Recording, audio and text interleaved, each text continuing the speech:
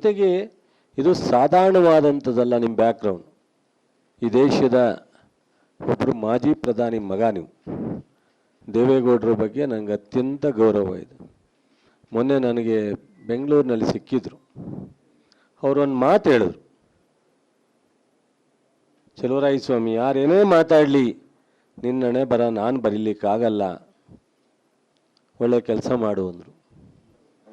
ಅಂಥವರ ಮಗ ನೀವು ಈ ಜಿಲ್ಲೆಯಲ್ಲಿ ಬಂದು ಇಂಥ ನಿರ್ಧಾರವನ್ನು ತಗೋತಾ ಇದ್ದೀರಲ್ಲ, ಇದು ನಿಮ್ಮ ಶೋಭೆಗೆ ತರಲ್ಲ. ಚುನಾವಣೆ BJP ಏನೇನು ಮಾತಾಡಿದ್ರಿ ಅಂತ ಹೇಳಿ ಕೋಮುವಾದ ಪಕ್ಷ, BJP ಬಗ್ಗೆ, RSS ಬಗ್ಗೆ ಎಲ್ಲ ನೋಡಿ ಕಟಿಂಗ್ಸ್ ಇದೆ. ಯಡಿಯೂರಪ್ಪನ ಕೆಳಗಿಳಿಸಿದವರು ಪೇಶ್ವೆ ವಂಶಸ್ಥರು ಮಾಜಿ CM ಕುಮಾರಸ್ವಾಮಿ. ಈ ಪೇಸೆ ವಂಶಸ್ಥರ ಬಾವುಟ ಹಿಡ್ಕೊಂಡಿದ್ದೀರಾ ನೀವೀಗ? ನೀವೇ ತಾನೇ ಹೇಳಿದ್ದು. ಯಾವಾಗ ಹೇಳಿದ್ದೀರಿ? ಬೆಂಗಳೂರು ವಿಧಾನಸೌಧದಲ್ಲಿ ಪೇಶ್ವೆ ವಂಶದ ನಾಯಕನ ಪ್ರತಿಷ್ಠಾಪನೆ ಮಾಡಲು ಹೊರಟಿರುವ BJP ನನ್ನ ಪ್ರಶ್ನೆಗೆ ಉತ್ತರ ಕೊಡುವ ದಮ್ಮು ಇದ್ದರೆ ತೋರಿಸ್ತಿಲ್ಲ ಯಾಕೆ ಎಂದು JDS ಶಾಸಕಾಂಗ ಪಕ್ಷದ ನಾಯಕ. ಸೊ ವಾಪಸ್ ಪಡೆಯಲ್ಲ ಹೇಳಿಕೆಗೆ. ಅವ್ರು ಪ್ರತಿಭಟನೆ ಮಾಡಿದ್ರೆ ಹೇಳಿಕೆ ವಾಪಸ್ ಪಡೆಯುವ ಪ್ರಶ್ನೆ ಇಲ್ಲ, ಕ್ಷಮೆಯನ್ನು ಕೇಳುವುದಿಲ್ಲ. ಕುಮಾರಸ್ವಾಮಿಯವರು, HD ಕುಮಾರಸ್ವಾಮಿಯವರು RSS ಶಿಕ್ಷಣ ಕ್ಷೇತ್ರದಲ್ಲಿ ಕೆಲಸ ಮಾಡ್ತಿರುವುದು ರಾಷ್ಟ್ರ ನಿರ್ಮಾಣಕ್ಕಲ್ಲ, ಇತಿಹಾಸವನ್ನು ತಿರುಚಿ ಮಕ್ಕಳ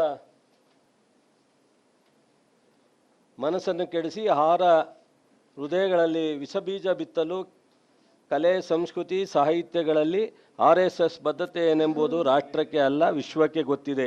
ನಾನು ಓದಿ ಕೇಳಿ ನೋಡಿ ತಿಳಿದುಕೊಂಡಿದ್ದೇನೆ.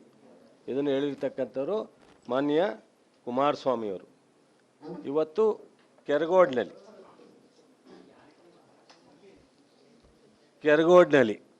ನಿಮಗೆ ಗೊತ್ತಿದೆ, ಕೆರಗೋಡ್ನಲ್ಲಿ ಡೇಟ್ ಒಂದು ಸ್ವಲ್ಪ ಕೆಲವರು ಹೊಡೆದಾಕಿದ್ದಾರೆ ಅಂತಾರೆ ಅಥವಾ ತಿದ್ದಿದ್ದಾರೆ ಅಂತಾರೆ. ಅದೇನೇ ಇರಲಿ, ಅದು 29/12/23 ಅಂತಿದೆ. ಅದು ಲೇಟಾಗಿ ಮಾಡಿರ್ತಕ್ಕಂಥದ್ದು ಅಂತಾರೆ. ಅದೇನೇ ಇರಲಿ, ಅಲ್ಲಿ ಬರ್ಕೊಟ್ಟಿದ್ದಾರೆ ಅವರು.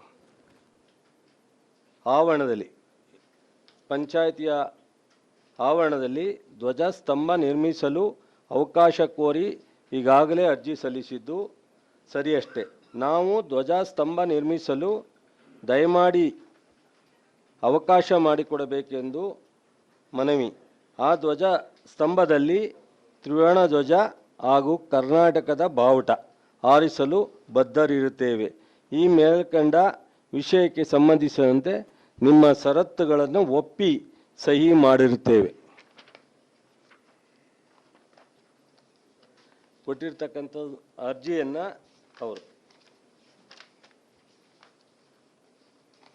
ಈ ಒಂದು ಗೌರಿಶಂಕರ ಟ್ರಸ್ಟ್ ಏನಿದೆ, ಸದರಿ ಅರ್ಜಿಯನ್ನು ವಿಚಾರಣೆಗೆ ತಗೊಂಡು ಮೀಟಿಂಗ್ನಲ್ಲಿ ರೆಜುಲೇಷನ್ ಮಾಡಿ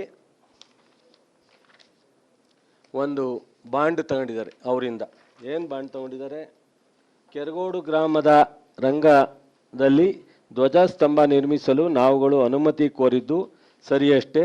ಸದರಿ ಧ್ವಜಸ್ತಂಭ ನಿರ್ಮಾಣಕ್ಕೆ ಸಂಬಂಧಿಸಿದಂತೆ ನಿಮ್ಮ ನಿಬಂಧನೆಗಳಿಗೆ ಒಪ್ಪಿಕೊಂಡಿದ್ದು ಯಾವುದೇ ಲೋಪದೋಷ ಅಹಿತಕರ ಘಟನೆಗೆ ಸಂಬಂಧಿಸಿದಂತೆ ಹಾಗೂ ಯಾವುದೇ ರೀತಿ ಲೋಪದೋಷವಾದಲ್ಲಿ ನಾವೇ ಜವಾಬ್ದಾರಿ ಆಗಿರುತ್ತೇವೆ ಎಂದು ಈ ಮೂಲಕ ಒಪ್ಪಿ ಸಹಿ ಮಾಡಿರ್ತೇವೆ. ಈ ಧ್ವಜಸ್ತಂಭದಲ್ಲಿ ರಾಷ್ಟ್ರಧ್ವಜ ಮತ್ತು ಕನ್ನಡ ಧ್ವಜವನ್ನು ಬಿಟ್ಟು ಬೇರೆ ಯಾವುದೇ ರಾಜಕೀಯ ಅಥವಾ ಧರ್ಮದ ಬಾವುಟವನ್ನು ಆರಿಸುವುದಿಲ್ಲ. ಅದಕ್ಕೆ ಸಹಿ ಅವರೇ ಹಾಕಿ ಅದಕ್ಕೆ ಸರ್ಟಿಫಿಕೇಟ್ ತಗೊಂಡಿರ್ತಕ್ಕಂಥದ್ದು. ಷರತ್ತುಗಳು: ಧ್ವಜಸ್ತಂಭದಲ್ಲಿ ರಾಷ್ಟ್ರಧ್ವಜ ಹಾಗೂ ಕರ್ನಾಟಕ ಕನ್ನಡ ಬಾವುಟಗಳನ್ನು ಮಾತ್ರ ಆರಿಸುವುದಕ್ಕೆ ಮಾತ್ರ ಅವಕಾಶವಿದ್ದು ಬೇರೆ ಯಾವುದೇ ಧಾರ್ಮಿಕ ರಾಜಕೀಯ ಪಕ್ಷದ ಬಾವುಟವನ್ನು ಆರಿಸುವಂತಿಲ್ಲ. ಧ್ವಜ ಆರೋಹಣ ಮಾಡುವ ಸಮಯ ಬೆಳಗ್ಗೆ 7ರಿಂದ 8 ಗಂಟೆ, ಬಳಿಕ ಸಂಜೆ 5:30ಕ್ಕೆ 5:45ಕ್ಕೆ ಇಳಿಸಬೇಕು. ಧ್ವಜಾರೋಹಣಕ್ಕೆ ಸಂಬಂಧಿಸಿದಂತೆ ಸರ್ಕಾರ ಮಾರ್ಪಾಡು ಮಾಡುವ ಸುತ್ತೋಲೆಗಳು ಬದ್ಧರಾಗಿರ್ತಕ್ಕಂಥದ್ದು. ಯಾವುದೇ ಗಲಭೆಗಳು ಅವಕಾಶ ಕೊಡದಂತೆ ಬದ್ಧರಾಗಿರ್ತಕ್ಕಂಥದ್ದು. ಧ್ವಜ ಆರೋಹಣ ಮಾಡುವ 6-7 ದಿನಗಳ ಮುಂಚಿತವಾಗಿ ಗ್ರಾಮ ಪಂಚಾಯಿತಿ ಹಾಗೂ ಕೆರಗೋಡು ಪೊಲೀಸ್ ಠಾಣೆಗೆ ಮಾಹಿತಿ ನೀಡಿ. ಇಷ್ಟೆಲ್ಲ ಷರತ್ತನ್ನು ಒಪ್ಪಿ ದಾಖಲೆಗಳು ಕೊಟ್ಟು ನಂತರ ಅವರು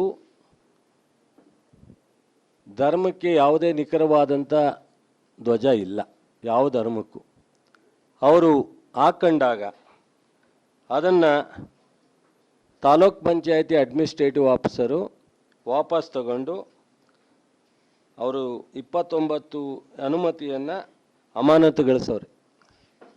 ಜನವರಿ 25ನೇ ತಾರೀಕು ಇವೆಲ್ಲ ಘಟನೆ ನಡೆದಾಗ ಸೊ ಇದನ್ನು ನೀವು ತಪ್ಪಾಗಿ ನಿಮ್ಮ ಷರತ್ತುಗಳನ್ನು ಮೀರಿ ಮಾಡಿದ್ದೀರಾ ಅಂಥೇಳಿ ಆ ಅನುಮತಿಯನ್ನು ವಾಪಸ್ ಪಡೆದಿದ್ದಾರೆ.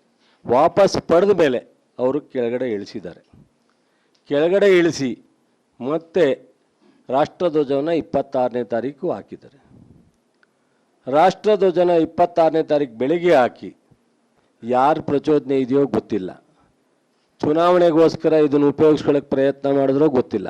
ನನಗಂತೂ ತಿಳಿದಿರ್ತಕ್ಕಂಥದ್ದು ಕೆರಗೋಡಿನ ಅನೇಕ ಯುವಕರು ನನ್ನ ಜೊತೆ ಮಾತಾಡಿದ್ದಾರೆ, ಶಾಸಕರ ಜೊತೆ ಮಾತನಾಡಿದ್ದಾರೆ. ಅವ್ರು ಯಾರ್ದು ಈ ಪ್ರಯತ್ನ ಇಲ್ಲ. ಅವರು ಯಾವ ಕಾರಣಕ್ಕೆ ಅದನ್ನು ಆ ಒಂದು ಪತ್ರದಲ್ಲೇ ಮೆನ್ಷನ್ ಮಾಡಿದ್ದಾರೆ ರಾಷ್ಟ್ರಧ್ವಜ ಅಥವಾ ಕನ್ನಡ ಬಾವುಟ ಅಂತ.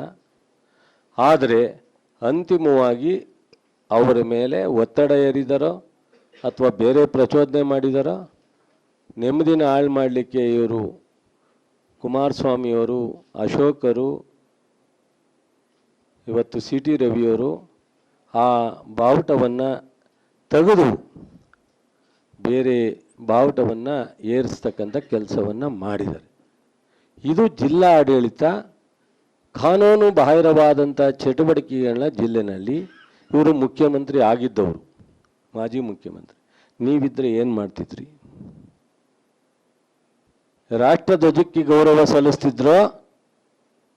ನೀವು ಇಷ್ಟೆಲ್ಲ BJP ಬಗ್ಗೆ, RSS ಬಗ್ಗೆ, ಪೇಶ್ವೆ ಬಗ್ಗೆ ಮಾತನಾಡಿದಿರಲ್ಲ, ನೀವು ಇವಾಗ ಮುಖ್ಯಮಂತ್ರಿ ಇದ್ದರೆ ಏನು ಮಾಡ್ತಿದ್ರಿ ಹೇಳಬೇಕು. ಕುಮಾರಸ್ವಾಮಿ ಅವರು ಮುಖ್ಯಮಂತ್ರಿ ಆಗಿದ್ರೆ ಏನು ಮಾಡ್ತಿದ್ರು? ಇಂಥ ಒಂದು ಘಟನೆ ಅದನ್ನು ಬಹುಶಃ ಹೇಳವ್ರೆ. ಆ ಧ್ವಜನ ತೆಗೆದು ಕೆಳಗಡೆ ನಮ್ಮ ಅಧಿಕಾರಿಗಳು ತುಣಿದ್ರು ಅಂತ. ಸಂಪೂರ್ಣವಾಗಿ ಗ್ಯಾಸ್ ಕಟ್ಟಿಂಗ್ನಲ್ಲಿ ಕಟ್ ಮಾಡೋಕ್ಕೆ ಹೋದಾಗ ಆ ಹುಡುಗರೇ ನಾವೇ ತೆಗಿತೀವಿ ಅಂತೇಳಿ ಲಾಕನ್ನು ಓಪನ್ ಮಾಡಿ ಅವರೇ ಕೆಳಗಿಳಿಸಿರ್ತಕ್ಕಂಥದ್ದು.